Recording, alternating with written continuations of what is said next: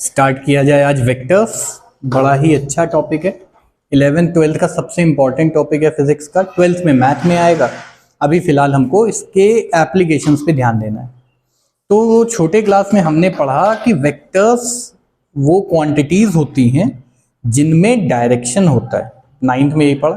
10th में फिर हमने देखा कि सिर्फ डायरेक्शन होने से मतलब नहीं, जैसे करंट, ठीक है ना। तो चैप्टर इज वेक्टर्स, कुछ बुक्स में वेक्टर एनालिसिस के नाम से मिलेगा, ठीक है ना। वेक्टर वो क्वांटिटीज होती हैं जिनमें डायरेक्शन हो और जो वेक्टर लॉ ऑफ एडिशन को फॉलो करते हैं। ठीक, अभी बताते हैं वेक्टर लॉ ऑफ एडिशन क्या है। बेसिक्स यही है, वेक्टर हम कुछ भी बना सकते हैं अपना मन। ठीक, देखो कैसे। जैसे मैं कहता हूं कि दो फोर्स लग रही हैं, एक है F1 और दूसरा है F2। वेक्टर दिखाने के लिए ऐसे हम एरो लगाते हैं। अगर दोनों फोर्सेस का डायरेक्शन नहीं पता है तो क्या हम ये डायरेक्टली कर सकते हैं? एल्जेब्रिकली ऐड कर सकते हो क्या? भाई हमने इधर से 10 न्यूटन का फोर्स लगाया, मैं बना करके दिखाता हूं इसको। एक फ्रिक्शनलेस सरफेस से मान लेते हैं, इधर से फोर्स लगा 10 न्यूटन और इधर से भी फोर्स लगा 10 न्यूटन का। नेट फोर्स कितना होगा? यहाँ पे हमको दिख रहा है 0 होगा, ठीक है ना। लेकिन अगर इधर से लग रहा होता है ये वाला 10 न्यूटन, इस जगह की जगह यहां से 10 न्यूटन होता तब 20 न्यूटन हो जाता। अगर एक फोर्स इधर को लग रहा होता 10 न्यूटन का और एक फोर्स ऐसे लग रहा होता 10 न्यूटन का, तब क्या होता? तब चीजें थोड़ी चेंज होती, क्योंकि force is a vector quantity, 9th में पढ़ा, एंड फोर्स और rather vectors do not add directly. जैसे एल्जेब्रिकली हम ऐड करते हैं ना 10 + 10, ऐसा नहीं होगा। यहां पे एक नया रूल आएगा, ठीक, और उस रूल को कहते हैं वेक्टर लॉ ऑफ एडिशन। ठीक, तो बेसिक से स्टार्ट करते हैं। Vectors are the quantities that have direction and follow laws of vector addition. ठीक है ना, आप लोग को नोट्स में दे दूंगा बाद में, अभी थोड़ा बेसिक लिख लो। इस चैप्टर के लिए एच.सी. वर्मा जी की किताब का इस्तेमाल करेंगे हम लोग, है ना। अच्छी थ्योरी दी हुई है, क्योंकि इन कुछ किताबों में से एक है जो पहले वेक्टर पढ़ाती है। ज्यादातर किताबों में पहले मोशन इन वन डायमेंशन पढ़ा दिया जाता है। मेरा कहना है पहले वेक्टर्स पढ़ो, ठीक। वेक्टर को रिप्रेजेंट कैसे करते हैं? अगर मैं एक क्वांटिटी ऐसे दिखाऊं और कह दूं ये है वेक्टर ए, तो जो इसका लेंथ होगा वो होगा मैग्नीट्यूड। मैग्नीट्यूड समझते हो कितना है, ठीक है ना, मेजरमेंट, ये होगा इसका मैग्नीट्यूड, लेंथ। ठीक, अगर मैं कहूं कि इससे डबल वेक्टर एक है तो हम डबल लेंथ का एक वेक्टर खींच देंगे, तो ये हो जाएगा 2 टाइम्स ऑफ ए, कह देते हैं वेक्टर बी। ठीक, कोई दिक्कत? वेक्टर को खिसका सकते हो। अगर मैं एक वेक्टर हूं और मैं इस तरफ को पॉइंट करता हूं, तो मुझे उठाकर ये 2 कदम आगे बढ़ा दो, पॉइंट अभी भी इसी डायरेक्शन में कर रहा हूं, इस तरफ ले जाओ। ठीक, अगर मैं पूरा दुनिया का चक्कर लगा के कहीं और भी खड़ा हो जाऊं लेकिन पॉइंट इसी तरफ करूं, तो the vector will still remain same. Vector का अगर साइज जो है, जो लेंथ है, अगर हम उसको चेंज ना करें, मैग्नीट्यूड नहीं चेंज होगा, और अगर हम डायरेक्शन चेंज ना करें तो वेक्टर बिल्कुल भी चेंज नहीं होगा। ये एकदम क्लियर है, ठीक। कुछ क्वांटिटीज ऐसी होती हैं जिनमें डायरेक्शन होता है, जैसे इलेक्ट्रिक करंट। 5 एम्पियर या 3 एम्पियर करंट आया, 4 एम्पियर करंट आया 90 डिग्री पे, तो जो टोटल करंट जाएगा वो 7 एम्पियर जाएगा। लेकिन अगर वो उल्टे डायरेक्शन में आता तो भी 7 एम्पियर होता, सेम डायरेक्शन में होता तो भी 7 एम्पियर होता। यानी एंगल पे कोई इफेक्ट नहीं पड़ रहा, तो डायरेक्शन का कोई सेंस नहीं बनता है, ठीक है ना। तो electric current is an example where direction is present in the quantity but there is no effect of that direction. बिल्कुल बेसिक्स क्लियर एकदम। अच्छा, दो वेक्टर इक्वल होने का तरीका एक ही है, दोनों वेक्टर का मैग्नीट्यूड भी सेम हो और दोनों का डायरेक्शन भी सेम हो। यानी अगर मैं तुमसे कहूं, ये 9th की चीज है थोड़ी बहुत, एक सर्कुलर पाथ में कांस्टेंट स्पीड से मूव कर रहा हूं मैं, ठीक है ना, और एक कांस्टेंट एक्सेलरेशन हो रहा है सेंटर की तरफ, तो बताओ एक्सेलरेशन कांस्टेंट है कि नहीं है? एक्सेलरेशन कांस्टेंट है कि नहीं? पहले एक्सेलरेशन इधर को पॉइंट कर रहा था और लेटर से ए पॉइंट पे, और बी पॉइंट पे देखो ऊपर को पॉइंट कर रहा है। क्या डायरेक्शन सेम? सेम पॉइंट की तरफ दिखा रहा है, पर क्या डायरेक्शन सेम है दोनों का? यानी यहां पे एक्सेलरेशन चेंज हो रहा है, डायरेक्शन चेंज हो रहा है। ठीक, वेलोसिटी की बात करते हैं, व्हाइट से दिखा देते हैं। तो पहले मान लेते हैं वेलोसिटी इस तरफ को थी v1, यहां वेलोसिटी इस तरफ को है v2, यहां वेलोसिटी इस तरफ को है v3, इसको टेंजेंशियल वेलोसिटी कहते हैं, सिलेबस में है भी आगे आएगा, और ये है v4। अब बताओ क्या v1 v2 वेक्टर के बराबर है? मैग्नीट्यूड में सेम है, स्पीड सेम है ना, ये चीज सेम है कि बराबर है दोनों मैग्नीट्यूड में, लेकिन क्या डायरेक्शन सेम है? डायरेक्शन कितने डिग्री का एंगल बना रहे हैं दोनों? 90 डिग्री। तो these vectors are perpendicular, these are not equal. Magnitude might be same but they are not equal. Vector का और अच्छे से सेंस लेना हो, आंख बंद करके एकदम किसी पहाड़ के ऊपर खड़े हो जाओ, अब 10 न्यूटन का फोर्स खाई की तरफ लगा तो मर जाओगे, उल्टे तरफ लगा तो बच जाओगे, तो जिंदगी मौत का सवाल है यहाँ पे डायरेक्शन में। बस वही चीज यहाँ पे भी है, ठीक है ना। तो हमने देखा कि वेक्टर्स की इक्वालिटी का तरीका क्या है, वेक्टर सेम डायरेक्शन में पॉइंट करें और वेक्टर्स का मैग्नीट्यूड भी सेम होना चाहिए, तब दो वेक्टर्स क्या होंगे? इक्वल। दो या दो से ज्यादा भी हो सकते हैं, ठीक है ना। बात करते हैं वेक्टर्स के चार तुम्हारे मैथमेटिकल ऑपरेशंस होते हैं। पहला होता है एडिशन, दूसरा होता है सब्ट्रैक्शन, तीसरा मल्टीप्लिकेशन, चौथा डिवीजन, ठीक है ना। हमको केवल ध्यान देना है एडिशन और मल्टीप्लिकेशन पे, क्योंकि बाकी दोनों होते ही नहीं है, मैं बताऊंगा कैसे। एक वेक्टर है वेक्टर ए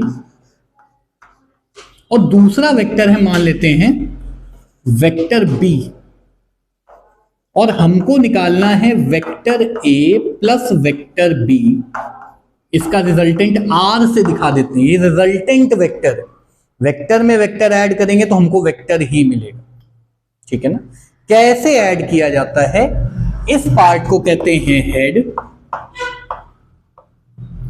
इस पार्ट को कहते हैं वेक्टर का टेल, इस पार्ट को बॉडी कहते होंगे, मेरे को नहीं पता, हेड और टेल से मतलब है। जो पहले लिखा है, याद रखना, जो पहले लिखा है उसके हेड पे दूसरे का टेल रख देते हैं, ठीक, और इसके टेल को इसके हेड से ऐसे ज्वाइन कर देते हैं, तो ये हो जाता है A plus B, vector A plus vector B. ये समझ में आया? अभी अभी नोट करना, भी रुक जाओ उधर लिखवाएंगे। ये समझ में आया? पहले वाले वेक्टर के हेड पे दूसरे वाले वेक्टर का टेल रख देते हैं, जो बाद में लिखा होगा। कोई प्रॉब्लम? तो जरा एक क्वेश्चन करके देखो कि 3 न्यूटन का फोर्स आया और ये 4 न्यूटन का फोर्स लग रहा है, this is F1, this is F2। जरा निकालो F1 प्लस F2 का मैग्नीट्यूड। मैग्नीट्यूड मतलब वैल्यू निकालनी है, डायरेक्शन पे हमको ज्यादा ध्यान नहीं देना है। सब लोग अपनी कॉपी में बनाओ, ठीक है ना। डायरेक्शन में देख लूंगा, आप लोग मैग्नीट्यूड निकालो इसका।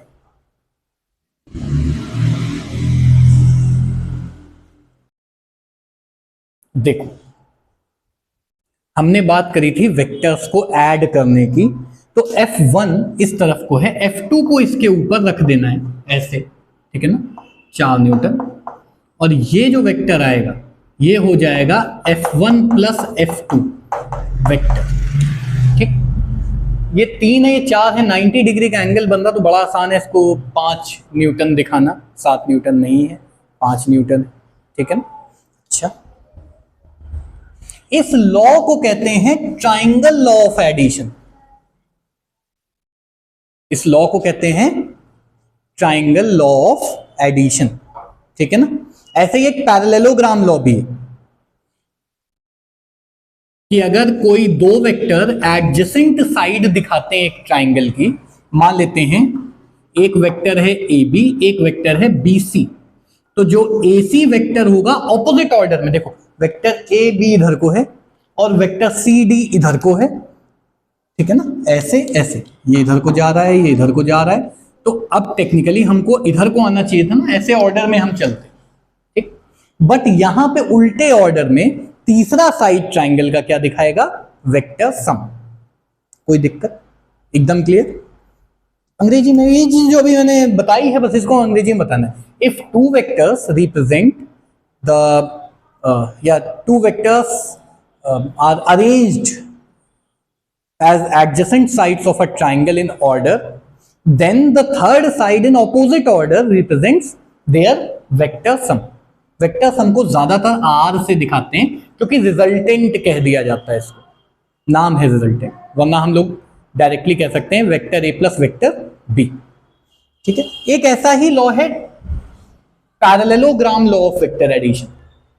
ठीक. इसका लॉ क्या है कि अगर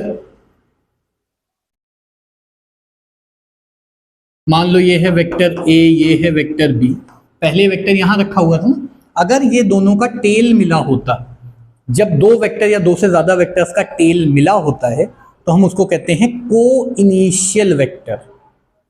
को मतलब एक साथ, इनिशियल मतलब शुरू होने वाले, तो को इनिशियल वेक्टर्स. तो अगर मैं इस वेक्टर को यहां ऐसे पूरा पैरेललोग्राम पूरा कर दूं ऐसा कुछ, तो डायगोनल जो होगी ये कहलाएगी वेक्टर सम. ध्यान से देखो वही चीज है, वेक्टर उठा के यहां रख दिया, डायरेक्शन नहीं चेंज किया अभी भी मैंने. पहले वेक्टर यहां पे था, अभी वो वेक्टर यहां रख दिए. पहले ट्रायंगल बना रहे थे, अब क्या बना रहे हैं? पैरेललोग्राम. पैरेललोग्राम क्या होता है? ऐसा क्वाड्रिलेटरल जिसके ऑपोजिट साइड्स पैरेलल होते हैं. ठीक है ना? तो ये भी ठीक है. ये है ज्योमेट्रिकल मेथड. हमने ज्योमेट्री से किया, लेकिन ज्योमेट्री सबको पसंद नहीं होती है. नाइन्थ में नहीं पसंद होगी किसी को ज्योमेट्री. अगर पसंद है तो शायद तुम साइकोपैथ हो. बहुत कम ही लोग होते हैं जिनको ज्योमेट्री पसंद है. मुझे बहुत पसंद है, लेकिन अगर कोई दूसरा कर रहा हो तो मैं क्यों करूं ज्योमेट्री, है ना? अजीब सिचुएशन है हमारे देश में. पैसे भी बच्चे दे रहे हैं, पढ़ाई भी बच्चे ही कर रहे हैं. यही सोच के आजकल बच्चों ने पढ़ाई छोड़ दी है ना? चल अभी बात करते हैं एनालिटिकल मेथड की. This was geometrical method. देख के हमने बता दिया चलो ये ट्रायंगल, ये ऐसे साइड, ये साइड और ये तीसरी साइड. अब बात करते हैं एनालिटिकल मेथड की. एनालिटिकल मेथड में क्या होता है, मान लेते हैं ये है वेक्टर ए और ये है वेक्टर बी. ठीक. और ये है इनके बीच का रिजल्टेंट ए प्लस बी वेक्टर के फॉर्म में, और इसको अब हम दिखाएंगे वेक्टर आर से. कोई प्रॉब्लम? ठीक है ना? ए और बी के बीच का अगर दो वेक्टर है, दोनों के इनिशियल को इनिशियल वेक्टर्स हैं, अब को इनिशियल समझते हैं, इनके बीच का एंगल ही दोनों के बीच का एंगल कहलाता है. ठीक है ना? तो ये एंगल दोनों के बीच का एंगल नहीं है, इसको यहां रखो, जो एंगल बनता वो कहलाता है इन दोनों के बीच का एंगल. तो angle between two vectors is the angle formed when both the tails are joined together. अब क्या तुम उठा के यहां पे टेल रखोगे बार बार वेक्टर को? नहीं, तुम इस लाइन को आगे एक्सटेंड कर दो ऐसे. ठीक है? तो ये जो एंगल है इसको हमने कहा theta. Theta is the angle between a and b. कोई प्रॉब्लम? छोटा वाला एंगल लेते हैं, 180 डिग्री बन रहा है तो दोनों साइड से 180, वरना छोटा वाला एंगल लेते हैं. ठीक है ना? Acute angle form between the को इनिशियल वेक्टर्स. हमको निकालना है ए प्लस बी का फॉर्मूला. बड़ा ही अजीब सा निकालते हैं, कुछ तो आएगा ही. तो सबसे पहले तो हम इस परपेंडिकुलर को ड्रॉ करेंगे और नाम दे देते हैं इसको. Let us name it as P Q R और एस. एबीसीडी देंगे तो कंफ्यूज हो जाएंगे हम लोग, यहाँ भी है वहां भी है, बहुत बार मैं खुद हो जाता हूं. तो हमने नाम दे दिया पी क्यू आर एस. कोई भी नाम दे सकते हो, कोई दिक्कत नहीं. बता रहा हूं कि ये कौन सा मेथड है?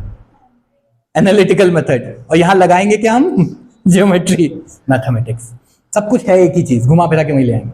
रंग भी नहीं उतरता यार, गुलाबी हो गया, बैगनी से गुलाबी हो गया. देखना भी, इस एंगल को मान लेते हैं अल्फा. अभी हम बाद में इसको भी निकालेंगे. अल्फा से क्यों दिखाया? क्योंकि बुक्स में ही लिखा होता है. वर्मा जी ने बुक में क्या लिखा है देख लेते हैं. इन्होंने भी अल्फा लिखा हुआ है. ठीक है ना? तो देखो वेक्टर ए, वेक्टर बी, ये है वेक्टर आर जिसको हम दिखाएंगे ए प्लस बी से. और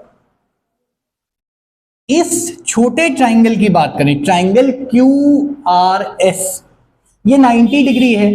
Q R is the hypotenuse, R S is the base कह सकते हो, ये हो जाएगा परपेंडिकुलर, हम ऐसे बोलते हैं ना, वैसे दोनों ही परपेंडिकुलर होते हैं एक दूसरे पे, ऐसा दोनों ही होते हैं, चलता है। क्या आर एस को, है ना, पहले मैं लिखता हूं साइन थीटा का फॉर्मूला, यहां लिख देता हूं अलग से अभी थोड़ी देर के लिए। साइन थीटा हो जाएगा परपेंडिकुलर यानी क्यू एस अपॉन हाइपोटेन्यूज यानी क्यू आर, सब एक ही चीज है। तो क्या मैं क्यू एस को लिख सकता हूं आर साइन थीटा, क्या मैं लिख सकता हूं ऐसा? क्यू आर क्या है? वेक्टर बी, ठीक, कोई दिक्कत? और ये जो बी है इसको मैं सिर्फ ऐसे लिख दूं, क्योंकि मैं यहां पे कहीं पे लिख देता हूं कि वेक्टर बी का जो मैग्नीट्यूड है उसको मैंने सिर्फ बी से दिखा दिया, मैग्नीट्यूड कितना है, राइट। ऐसे ही जरा कॉस थीटा निकालते हैं, तो कॉस थीटा कितना हो जाएगा? बेस यानी आर एस अपॉन हाइपोटेन्यूज यानी क्यू आर, आर क्यू कुछ भी लिख सकते हो। तो इससे अगर मैं आर एस की वैल्यू निकालूं तो ये हो जाएगा Q R cos theta. Q R cos theta की जगह क्या मैं बी कॉस थीटा लिख सकता हूं, वेयर बी सिर्फ लिखा हुआ है, तो this is the magnitude of vector B. ये याद रखना है हमको, कोई दिक्कत? ये एकदम क्लियर है ना? तुम चाहो तो पॉज करके एक बार इसको नोट कर सकते हो।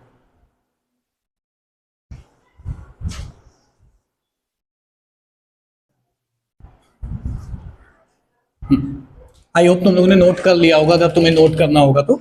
अब देखो ध्यान से, क्या P Q are, P Q S एक राइट एंगल ट्राइंगल है?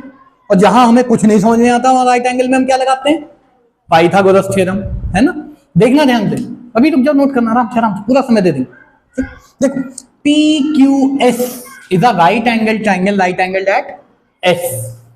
हाइपोटेन्यूज हुआ क्यूपी, एक साइड हो गई क्यूएस और एक साइड हो गया पीएस, ठीक। तो मैं लिख सकता हूं using Pythagoras theorem,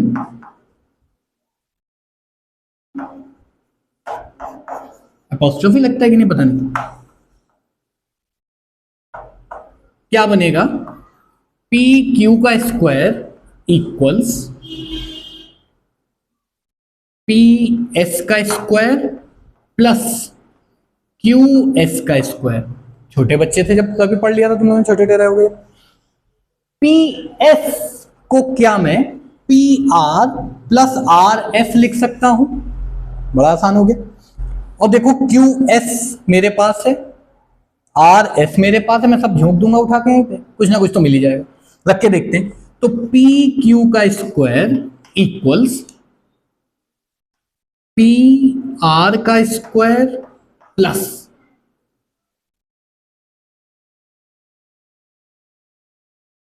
R S का स्क्वायर, यही तो है।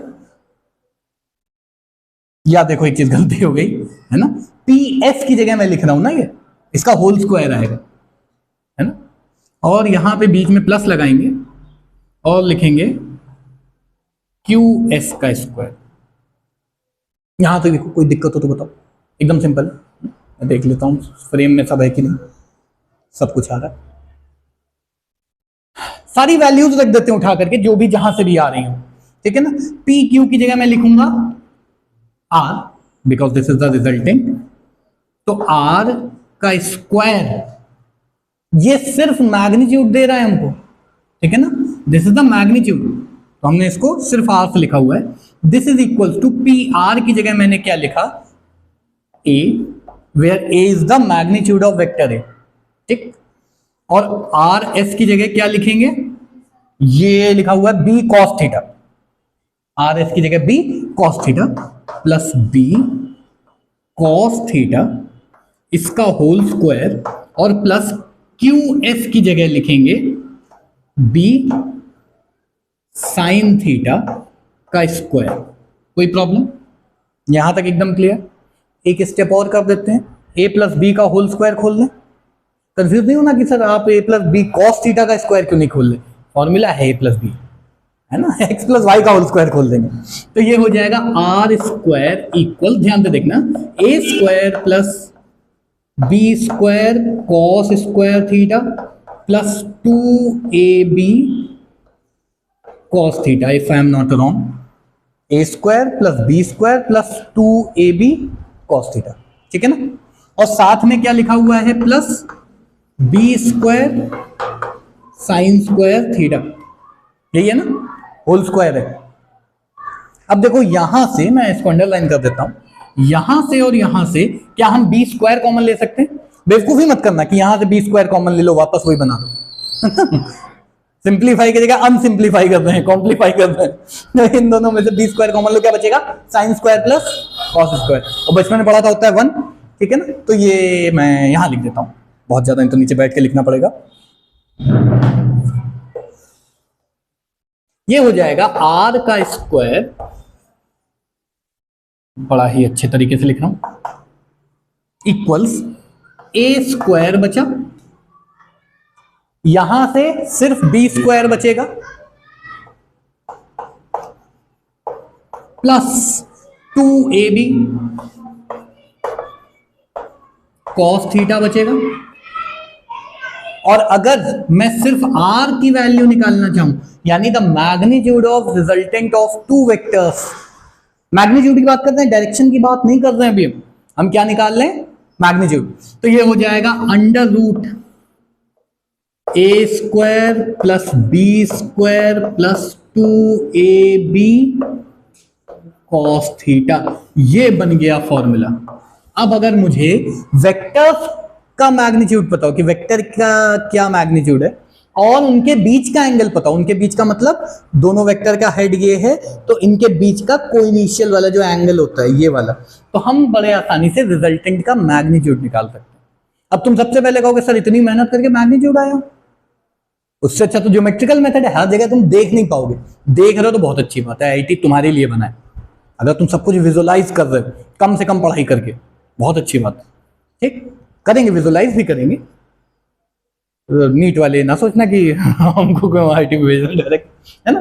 देखो अगर यही चीज हम किसी तरह ये वाला एंगल निकाल लें, देखो अगर ये अल्फा मैं निकाल लूं किसी तरह से, तो क्या मुझे इस वेक्टर का ओरिएंटेशन पता चल जाएगा? ये वेक्टर किस, भाई ए का तो मुझे पता है ना, ए इधर को पॉइंट कर रहा है, बी मुझे पता है बी इधर को पॉइंट कर रहा है। आर का अगर मैं एंगल निकाल लूं ए के साथ या बी के साथ, तो क्या मैं कह सकता हूं कि अब मेरे पास वेक्टर का मैग्नीट्यूड भी है और डायरेक्शन भी है? क्या मैं ऐसा कह सकता हूं? तो पहले फटाक से इसको नोट कर लूं, उसके बाद फिर डायरेक्शन निकाल के देखते हैं।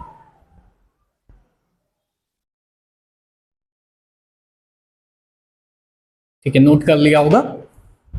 अभी हम लोग डायरेक्शन निकालने वाले हैं कि इस रिजल्टेंट का डायरेक्शन किधर है। डायरेक्शन सिर्फ नॉर्थ साउथ ईस्ट वेस्ट नहीं होता है, एंगल हो सकता है। हमने कहा मेरा घर इधर है, ये भी डायरेक्शन है, कोई नॉर्थ साउथ एंगल नहीं बताया। और मान लो हमने कहा कि ये कोई बैठा हुआ है, इससे 30 डिग्री में एक एंगल खींचो, वहां है मेरा घर, बना दो, कोई दिक्कत नहीं। हमें सिर्फ ये बताना है वेक्टर किधर पॉइंट कर रहा है, बस ये बताना है, ठीक। चलो अब देखते हैं कि ये एंगल कैसे निकालना है, दूसरे कलर से दिखाते हैं ताकि हमको समझ में आए।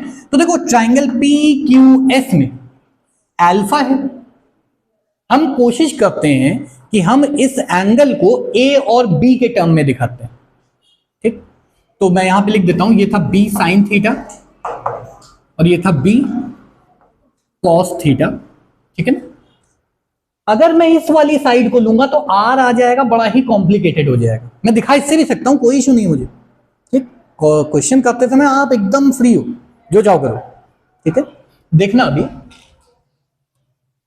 अगर मैं यहां पे लिखूं कि tan अल्फा हो जाएगा परपेंडिकुलर यानी QS डिवाइडेड बाय बेस यानी PS। tan अल्फा ही तो होता है ना, परपेंडिकुलर डिवाइडेड बाय बेस। तो क्या मैं tan अल्फा, देखो अल्फा मुझे मिल गया, हो जाएगा QS की जगह पे आ जाएगा B साइन थीटा और PS की जगह आएगा PR प्लस RS, दो चीजें आएंगी।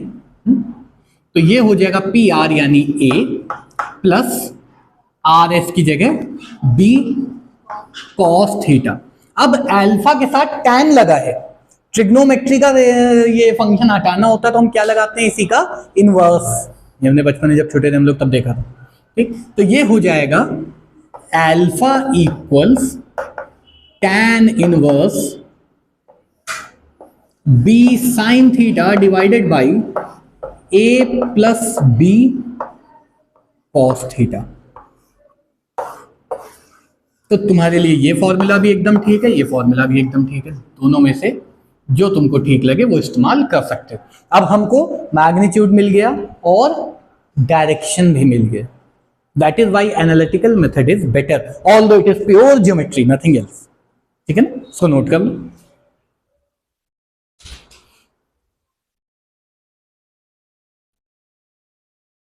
अब रिजल्टेंट हमने पढ़ लिया है, एंगल हमने पढ़ लिया है। अब एक क्वेश्चन करते हैं, ठीक है ना, बड़ा ही आसान सा है। क्वेश्चन कह रहा है कि इफ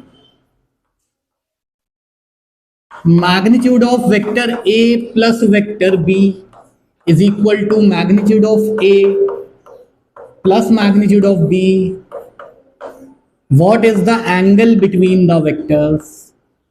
करो, बड़ा ही आसान क्वेश्चन, थोड़ा दिमाग लगाओगे हो जाएगा।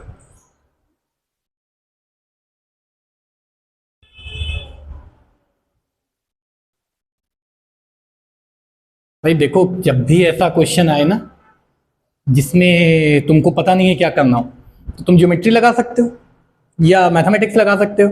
अलजेब्रा सबको पसंद होगी, 10th में ट्रिग्नोमेट्री पसंद आई होगी, लिखना है। लेकिन 10th में सर्कल उतना पसंद नहीं आया होगा क्योंकि उसमें सब ड्रॉ करना है। तो हम क्यों ड्रॉ करें, मैं दोनों तरीके से तुम्हें बताता हूं क्या आंसर होगा। पहले एनालिटिकल मेथड देखते हैं। A plus B, A vector A plus vector B यानी रिजल्टेंट, ये होता है under root A square plus B square plus 2ab cos theta, यही होता है ना ये चीज। ठीक, और ये क्या लिखा है, a plus B, mod of A और मॉड ऑफ बी लिखा है ना, यानी मैग्नीट्यूड ऑफ ए और बी। ये हो जाएगा a प्लस बी, ये गिवन है, अब नहीं सॉल्व करना है, अब इधर देखना है, अब सॉल्व नहीं करना, अब तो ही जाएगा। दोनों साइड स्क्वायर करो तो ये रूट हट जाएगा, यहां होल स्क्वायर हो जाएगा, ये हो जाएगा ए स्क्वायर प्लस बी, क्या बी लिखा है मैंने, A square plus B square plus 2ab cos theta equals to A square plus B square plus 2ab, cut गया, ये कट गया, 2ab कट गया, क्या बचा, cos थीटा इक्वल टू 1, ये ना कहना 0 आ गया, कटा डिवाइड हुआ है ना, थीटा हो गया, थीटा कितना हो गया 0 डिग्री है ना। cos इनवर्स लेगा एनालिटिकल मेथड, तरीका समझे।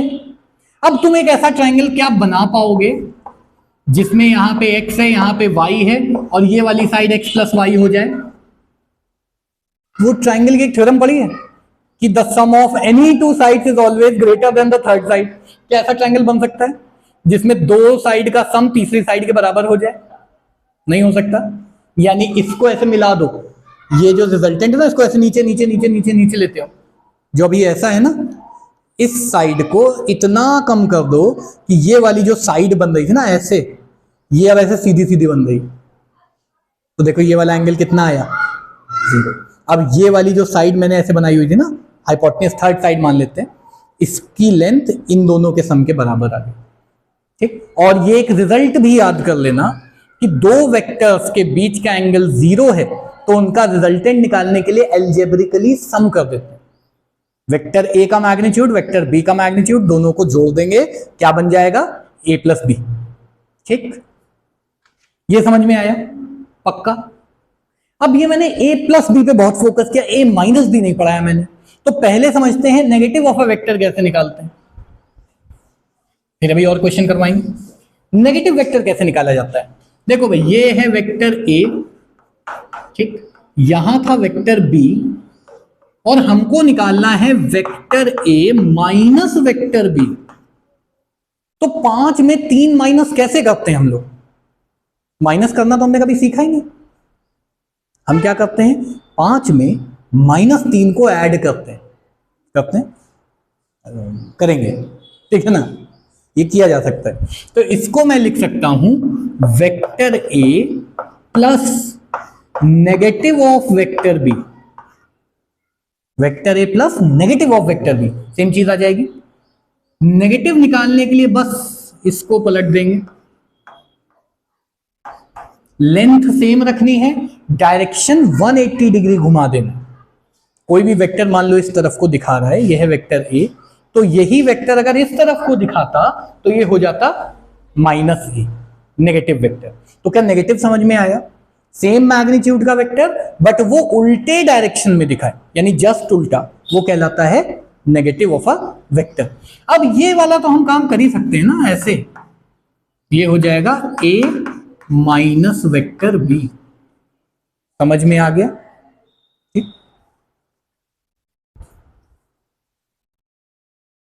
सेम क्वेश्चन जो भी हमने किया था, सेम क्वेश्चन, ठीक, कि अगर यहां लिख देता हूं मैं, if vector a plus vector b का magnitude is equals to vector a minus vector b, मतलब magnitude of a minus magnitude of b, find the angle between the vector. Same question, algebraically करना चाहो algebraically करो, बाकी जैसे चाहो वैसे।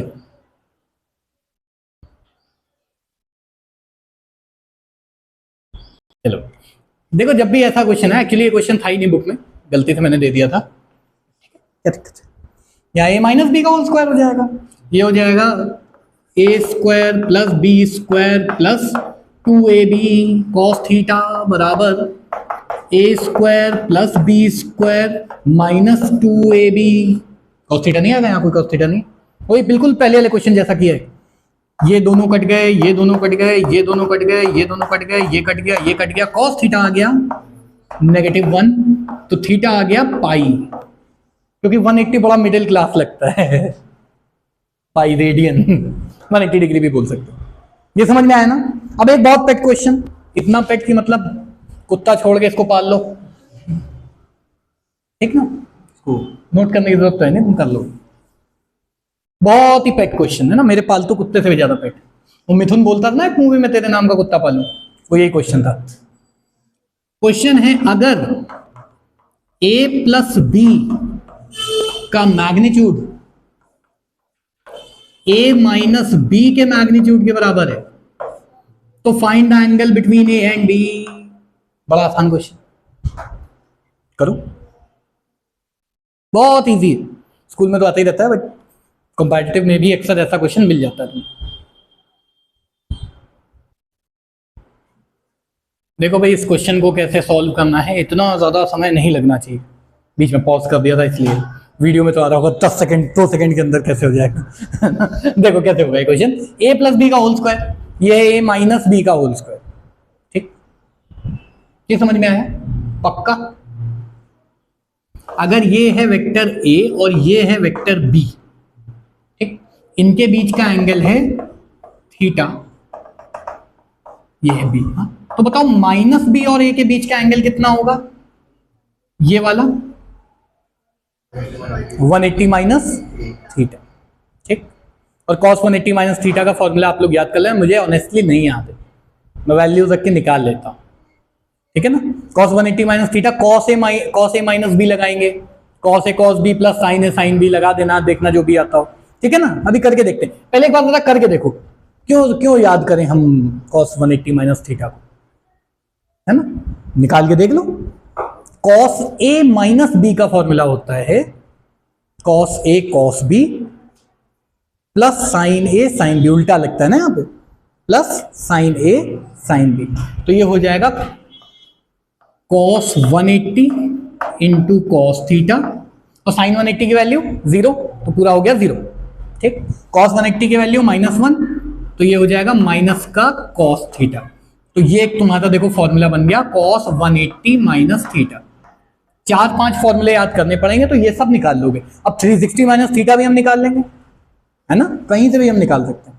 तो अब cos 180 माइनस थीटा की वैल्यू माइनस cos थीटा होती है। चलो इस क्वेश्चन को सॉल्व करते हैं, देखो क्या आएगा। सबसे पहले ए प्लस बी का होल स्क्वायर हो जाएगा A square plus B square plus 2ab cos theta, और ये हो जाएगा A square plus B square plus 2ab cos 180 minus theta, क्योंकि ए माइनस बी निकालते समय 180 माइनस थीटा लेते हैं, अभी बताया था जस्ट एक मिनट पहले। ये देखो देखो फिर से एक बार बता देता हूँ, ये है ए, ये है बी, ये एंगल है थीटा, ये है माइनस बी, तो ये एंगल हो जाएगा 180 माइनस थीटा। तो अगर ए माइनस बी करना है तो हम ए प्लस बी करेंगे और थीटा कितना लेंगे 180 माइनस थीटा, ठीक है ना। अभी इसको हम ज्योमेट्रिकली भी दिखाते हैं, दोनों तरीके से दिखा देते हैं। ये कहां से आया? हाँ हाँ, तो मैं डायरेक्ट लिखता रहूंगा, तरीके से आ गया। एक एक स्टेप दिखा देना, डांस कंपटीशन चल रहा है। ये काट दो, ये काट दो, ये काट दो, ये काट दो, सब काट दो एक साथ, क्या बना?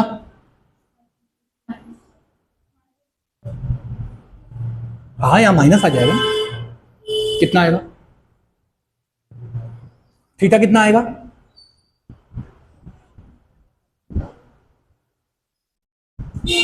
अबे थीटा की वैल्यू निकालनी है यार, इस क्वेश्चन में तो निकल ही आएगी।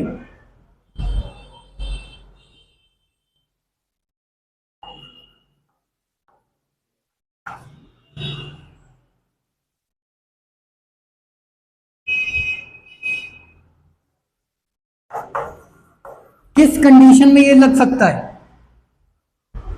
थीटा की किस वैल्यू पे ये सेटिस्फाई हो जाएगा? 180 पे। यहां 180 होगा तो -1, यहां 180 होगा तो +1 हो जाएगा, तो ये तो सेटिस्फाई नहीं होगा। हाँ बताओ, x बराबर -x कब होगा? ये मत करना कि 1x काट दो, 1 बराबर 0 बराबर, ये कर दो क्या? कर दो ना, मनी मन किया होगा एक बार, नहीं किया ना? ऐसा नहीं करना है, ठीक है ना। तो इसको इधर ले आओ, 2 टाइम्स कॉस थीटा इक्वल 0, ठीक है ना। हाँ वो करना है, डायरेक्ट कॉस थीटा नहीं काटना है ना। बहुत ओवर मैथमेटिक्स हो जाएगी, रामानुजन पैर धो के पी लेंगे तुम्हारे। ये क्या हो गया है? देखो क्या करना है पे ना, तुम दोनों तरीके से निकाल सकते हो आंसर। तुम देखो थीटा की कोई भी वैल्यू डाल के देखो, क्या कभी बराबर आएगा? 0 से 180 के बीच में तो नहीं आ रहा है मेरे हिसाब से। तो क्या cos थीटा की वैल्यू अगर 0 होती तो 0 बराबर -0 हो जाता? 0 और -0 एक ही चीज है ना, कोई दिक्कत वाली बात नहीं है। तो थीटा यहां से आ गया डायरेक्ट, थीटा नहीं आया, cos थीटा की वैल्यू 0 आई ना। और cos थीटा 0 कब होता है? 90 तो मिडिल क्लास बातें कर दी तुम लोगों ने, π/2 हो गया ना, 90 डिग्रीज, और ये है अपर मिडिल क्लास। अपर है बट मिडिल क्लास वाला टच नहीं छूट रहा है। That's how we find it out. अब इसका मैं ज्योमेट्रिकल मेथड भी दिखाता हूं, इसको नोट कर लो अगर तुम्हें करना हो तो। x - x मत लिखना,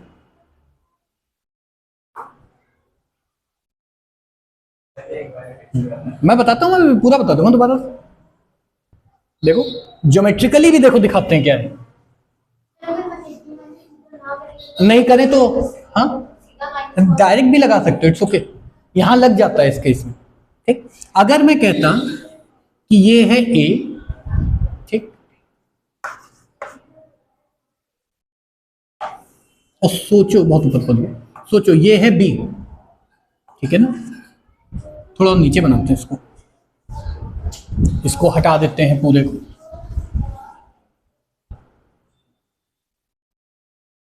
ये है वेक्टर a, और ऐसे अगर मैं बना दूं वेक्टर b, और इसका अगर मैं नेगेटिव वेक्टर बनाता तो क्या इधर को आता -b, ठीक।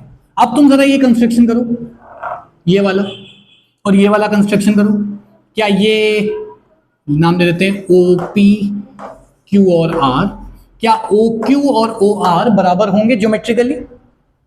कितने डिग्री का एंगल है? 90 डिग्री का एंगल, ठीक। और कोई कंडीशन ऐसी होगी जिसमें ये लेंथ और ये लेंथ बराबर आ जाए? तो कोई भी सोच के देख लो, ठीक है ना, ऐसे रख लो। देखो यहां पे ये लेंथ आ रही है, यहां छोटी सी लेंथ आ रही है, सिर्फ यही एक कंस्ट्रक्शन है। That is why geometry is more difficult, क्योंकि इसमें दिमाग लगाना पड़ता है बहुत ज़्यादा। मैथमेटिक्स में तो सॉल्व करो आ जाएगा कहीं ना कहीं। तो ये तरीका होता है, ठीक, ऐसे भी कर सकते हो। ये तरीका आता है तो आंसर जल्दी आ सकता है, बट टू बी श्योर हमने उसको सॉल्व करके देखा।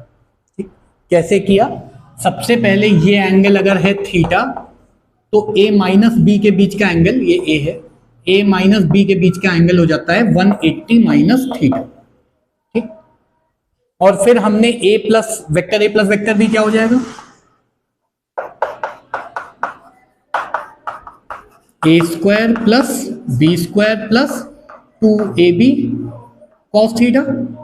और a माइनस बी का अगर हम रिजल्टेंट निकालें, हम स्क्वायर नहीं खोल लें, हम रिजल्टेंट निकाल लें, तो a माइनस बी का होल स्क्वायर क्या हो जाएगा? a स्क्वायर, ये लगाने की जरूरत नहीं, plus B square plus 2ab, क्योंकि एंगल कितना बनता है a माइनस बी में? 180 माइनस थीटा, तो ये हो जाएगा कॉस पाई या 180 माइनस थीटा।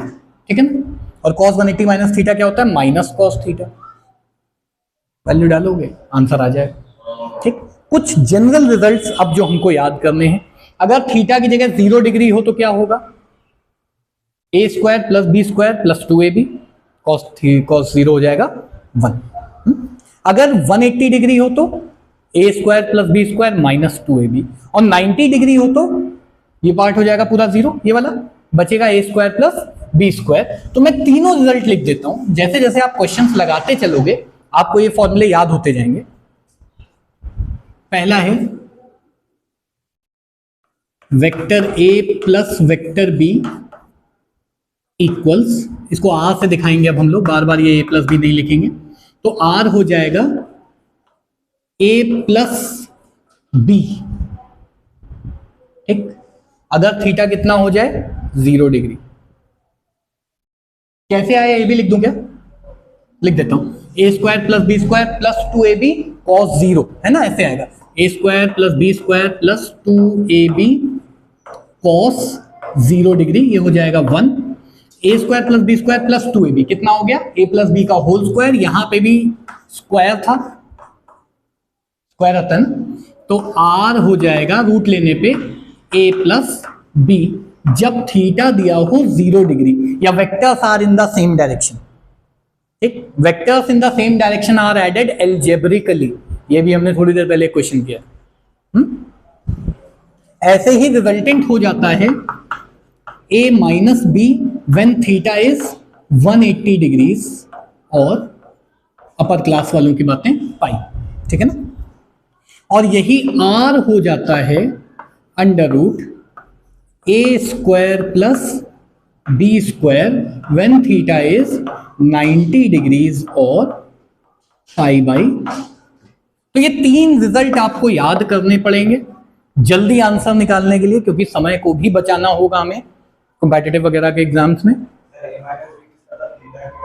देखो लिखा हुआ है a माइनस बी है 180 डिग्री पे, तो opposite vectors are subtracted algebraically, parallel vectors are added algebraically, और परपेंडिकुलर होता है तो under root a square plus B square लगा देते हैं।